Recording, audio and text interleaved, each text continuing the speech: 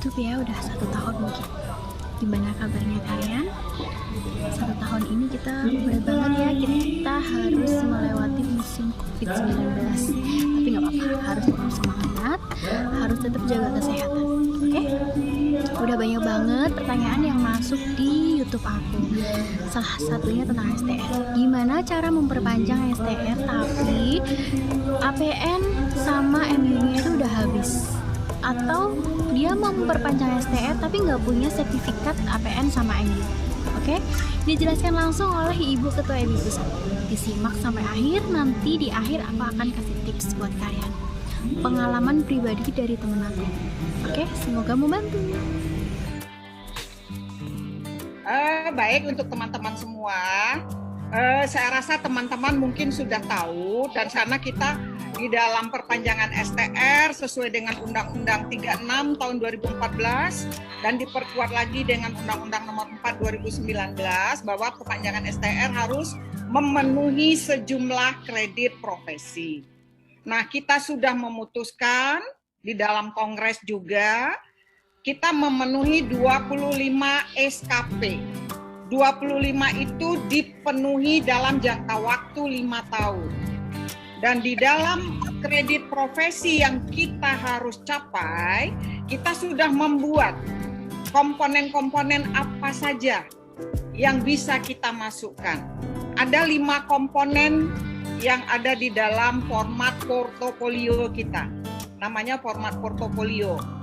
Ya, mulai dari komponen pemberian pelayanan, peningkatan kemampuan atau peningkatan pengetahuan dan keterampilan, kemudian pengembangan profesi, kemudian kegiatan ilmiah.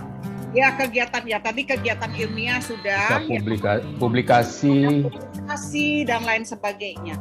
Nah, di dalam pengembangan kapasitas tadi yang wajib di dalam peningkatan kapasitas atau pendidikan berkelanjutan ada 2 yang wajib. 1, kita wajib mengikuti pelatihan klinis 1 kali minimal selama 5 tahun. Pelatihan klinisnya apa saja? Kita tidak menentukan apakah harus APN, harus CTU, harus resusitasi, tidak. Tergantung kebutuhan ibu-ibu sendiri. Ya. Kemudian ada kewajiban kedua adalah MU, midwifery update. Itu juga 2 SKP. Tadi di pelatihan midwifery update, itu sebetulnya kita mereview supaya dalam 5 tahun, setiap 5 tahun teman-teman tahu apa yang terjadi di profesi kita.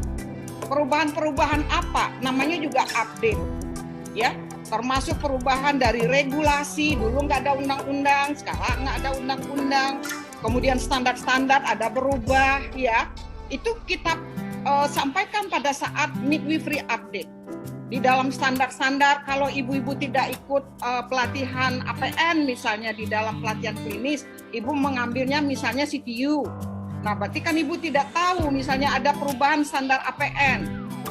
Dulu 58 jadi 60, 58 sekarang 60 lagi. Itu kan ada perubahan. Nah, itu gunanya kita update dalam konteks midwifery. Ya. Kemudian di dalam midwifery update itu juga kita mereview keterampilan-keterampilan inti, keterampilan-keterampilan kunci yang harus dimiliki oleh seorang bidan.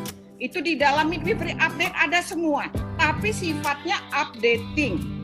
Ya, bukan kompetensi based train, mulai dari kompetensi antenatal, persalinan, postpartum, bayi baru lahir, KB, KESPRO, pemasangan IUD tadi di KB, implan itu, tapi sifatnya updating. Jadi memberikan informasi secara umum dan juga nanti ada demonstrasi-demonstrasi secara singkat dan redemonstrasi. Ini bukan kompetensi based training. Beda dengan ibu mengikuti pelatihan CTU, melatih APN, itu kan waktunya 10 hari. Ya, itu kompetensi based training. Kita kan hanya 2-3 hari. Semua direview. Hanya untuk mereview saja supaya ibu terpapar. Di setiap kompetensi kunci kita ada perubahan enggak? ada pengembangan nggak? Itu gunanya Midwifery Update. Jadi di samping mengupdate informasi, mengupdate perkembangan profesi, mengupdate perubahan-perubahan yang terjadi yang berkaitan dengan profesi kita. Itu yang di MU. Nah, saya rasa teman-teman sudah memahami itu semua dan kita sudah melakukannya. Udah lebih kurang 5 tahun kita melakukan Midwifery Update. Nah, mungkin banyak bertanya pada kondisi sekarang. Ya, kami sudah mengeluarkan surat edaran. Ini kami juga sudah mendiskusikan dengan teman-teman dari pengurus pusat, dari pengurus daerah. Kita mengeluarkan edaran bahwa pada kondisi pandemi COVID yang masa STR-nya habis karena MU dan pelatihan klinis ini wajib, kalau tidak ada berarti kan tidak bisa perpanjangan. Nah, itu yang menjadi pertimbangan sehingga ada pengecualian, ada exception pada pandemi COVID untuk pelatihan klinis dan pelatihan MU itu tidak diwajibkan. Hanya pada pandemi COVID saja. Ya, kami membuat batas kalau tidak salah di dalam edaran itu sampai akhir tahun 2020. Karena apa? Mungkin teman-teman kalau kita wajibkan kan harus. Belum tentu di semua daerah ada itu.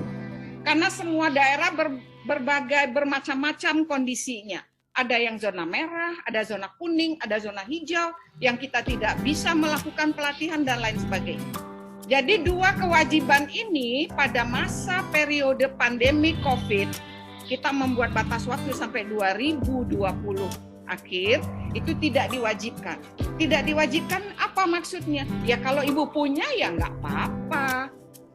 Bukan berarti nggak boleh.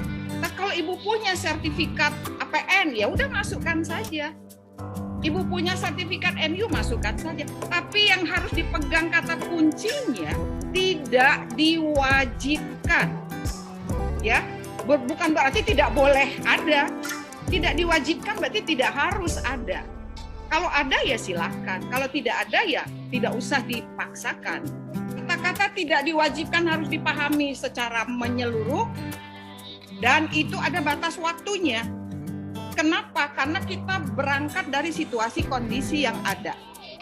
Ya, jangankan untuk pelatihan-pelatihan di UN saja kemarin ditiadakan gitu ya. Kita melihat itu.